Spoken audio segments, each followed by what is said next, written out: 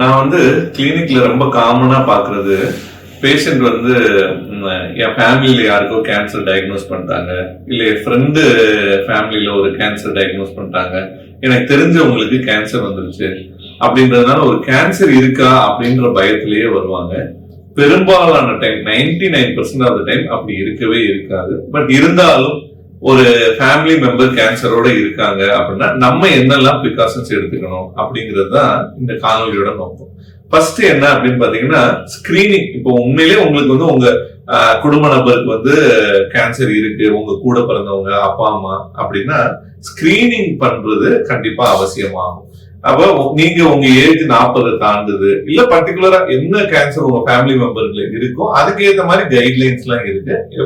மெயினா நீங்க கேஸ்ட்ரோன்டாலஜிஸ்ட கண்டிப்பா மீட் பண்ணி இதை சொல்லணும். அவங்க வந்து எண்டோஸ்கோபியோ கொரோனோஸ்கோபியோ தேவையா அப்படிங்கறது சொல்லுவாங்க. அப்படி தேவை அப்படின்னா ஸ்கிரீன் பண்ணிக்கலாம்.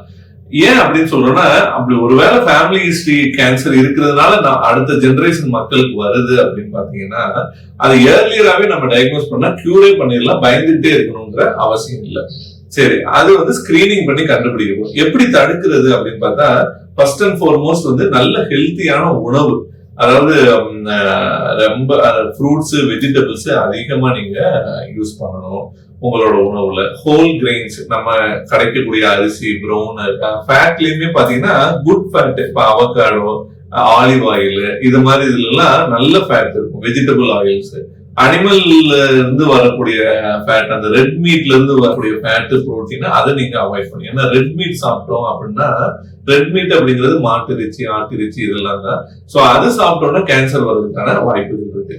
அதே மாதிரி ஆன்டி ஆக்சிடென்ட் ரிச் டயட், அதாவது இந்த பெர்ரிஸ், அதுக்கப்புறம் என்ன அப்படின்னு பாத்தீங்கன்னா கிரீன் லீஃபி வெஜிடபிள்ஸ், கீரைகள், ப்ரோக்கோலி, இதெல்லாம் வந்து ஆன்டி ஆக்சிடென்ட்ஸ் அதிகமா உள்ள உணவுகள்.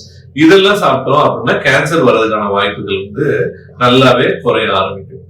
அதுக்கப்புறம் மூணாவது என்ன அப்படின்னா மெயின்டைன் ஹெல்த்தி வெயிட், அதாவது உங்களோட ஒபிசிட்டி, உடல் பருமன் உள்ளவங்களுக்கு ஃபேமிலி ஹிஸ்டரி இருக்கோ இல்லையோ ஏதாவது ஒரு கேன்சர் வர்றதுக்கு வாய்ப்பு அதிகம். பேங்க்ரியாட்டிக் கேன்சர் ஆகட்டும், லிவர் கேன்சர் ஆகட்டும், even stomach cancer, gastroesophageal junction cancer, இது வர்றதுக்கெல்லாம் வாய்ப்பு அதிகம். ஸோ அதனால வெயிட் அதிகம். இப்போ உங்க ஃபேமிலிலேயே யாராச்சும் ஒரு கேன்சர் பேஷண்ட் இருக்காங்கன்னா நீங்க உடல் பருமன் அதிகம் இல்லாம பாத்துக்கணும். அதுக்கப்புறம் உடல் பருமன் அதிகமா இல்லாம போகணும், நீங்க பிசிக்கலி ஆக்டிவா இருக்கணும். ஏதாச்சும் ஒரு எக்ஸசைஸோ ஒரு ஸ்போர்ட்ஸோ ஏதோ ஒண்ணு நீங்க கண்டிப்பா அதுல பங்கேற்று உங்க வெயிட்ட வந்து அதிகமா இல்லாம பாத்துக்கணும். அதுக்கப்புறம் முக்கியமான விஷயம் என்னன்னா ஸ்மோக்கிங், ட்ரிங்கிங், அதாவது குடிப்பழக்கம், சிகரெட் பழக்கம், இது டோட்டலாவே தவிர்க்கணும். எந்த நபரா இருந்தாலும் இதை கண்டிப்பா நம்ம தவிர்க்கணும் அப்படின்னு சொல்லுவேன். ஆனா ஃபேமிலி ஹிஸ்டரி ஆஃப் கேன்சர் இருக்கு அப்படின்னா இத கண்டிப்பா நீங்க தவிர்த்தே ஆகணும். இதை பத்தி நினைச்சு கூட பார்க்க முடியாது. ஏன்னா உங்களுக்கு வந்து ஃபேமிலி ஹிஸ்டரி ஆஃப் கேன்சர் இருக்குன்னா உங்களுக்கு சில மரபணு மாற்றங்கள் இருக்க வாய்ப்பு இருக்குன்னா ஸ்மோக்கிங்கும் ஆல்கஹாலும் அதை அக்ரவேட் பண்ணி கேன்சர் வர்றதுக்கு வாய்ப்பு அதிகமாயிரும். அதுக்கப்புறம் ஸ்ட்ரெஸ் ஃப்ரீ லைஃப் ஸ்டைல். இப்ப வந்து நீங்க சொன்னா நம்ப மாட்டீங்க, அதாவது ஸ்ட்ரெஸ்ஸே ஒரு காஸ் ஆஃப் கேன்சர் தான். ஏன்னா ஸ்ட்ரெஸ்ஸே வந்து நமக்கு வந்து நிறைய சேஞ்சஸ் பாடியில ஏற்படுத்தும், அதனால கேன்சர் வர்றதுக்கான வாய்ப்புகள் இருக்கு. இப்பயே நீங்க பாத்தீங்கன்னா சின்ன வயசுலயே நிறைய பேருக்கு கேன்சர் டயக்னோஸ் பண்றதுக்கு இந்த ஸ்ட்ரெஸ்ஸான லைஃப் ஸ்டைல். அப்ப ஸ்ட்ரெஸ் ஃப்ரீ லைஃப் ஸ்டைல் எப்படி? பிராணாயாமா, தியான பயிற்சிகள், யோகாசன பயிற்சிகள், இதையெல்லாம் நீங்க ஃபாலோ பண்ண உங்க ஸ்ட்ரெஸ் வந்து கம்மியாகும். அப்ப கேன்சர் வர்றதுக்கான வாய்ப்புகளும் கம்மியாகும். உணவு அப்படின்னு பாத்தீங்கன்னா இந்த ப்ராசஸ்டு ஃபுட்டு, பேக்கேஜ் ஃபுட், எதுவுமே ப்ரீ பேக்கேஜா வருதுன்னு வச்சுக்கோங்க. ஒரு நூடுல்ஸோ இல்ல ஆல்ரெடி ஒரு பேக்கேஜ் பண்ணி ஒரு பன்னு இந்த மாதிரி வருது. அதே மாதிரி ப்ராசஸ்டு ஃபுட் வந்தாலும் அதுல ஃபைபர் இருக்காது. ஃபைபர் கண்டென்ட் இல்ல அப்படின்னா அதே மாதிரி ஆன்டி ஆக்சிடென்ட்ஸும் இருக்காது. அப்படின்ற பட்சத்துல உங்களுக்கு வந்து இதனாலேயே கேன்சர் வர்றதுக்கும் வாய்ப்பு இருக்கு. அதே மாதிரி என்விரான்மெண்டல் கார்சினோஜன் என்ன அப்படின்னு பாத்தீங்கன்னா பிராய்லர் கோழி ஆகட்டும், நிறைய ப்ராசஸ்ட் ஃபுட்டு, அதே மாதிரி இந்த வெஜிடபிள்லயே நிறைய மருந்துகள்லாம் தெளிக்கிறாங்கன்னு நீங்க கேள்விப்பட்டிருப்பீங்க.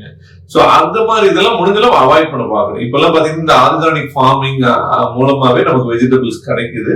இப்ப வாய்ப்புகள் இருக்கு அப்படின்னா அதை ஃபாலோ பண்ணலாம். பட் இல்லைனாலுமே ஹோம் க்ரோன் வெஜிடபிள்ஸுக்கு வாய்ப்பு இருக்கா, இல்ல உங்களுக்கு தெரிஞ்ச வெஜிடபிள் வெண்டர்கிட்ட வாங்க முடியுமா, இந்த மருந்து கலக்காத வெஜிடபிள்ஸ் வந்து வாங்க வாய்ப்பு இருக்கா அப்படிங்கிறது நீங்க பார்க்கணும்.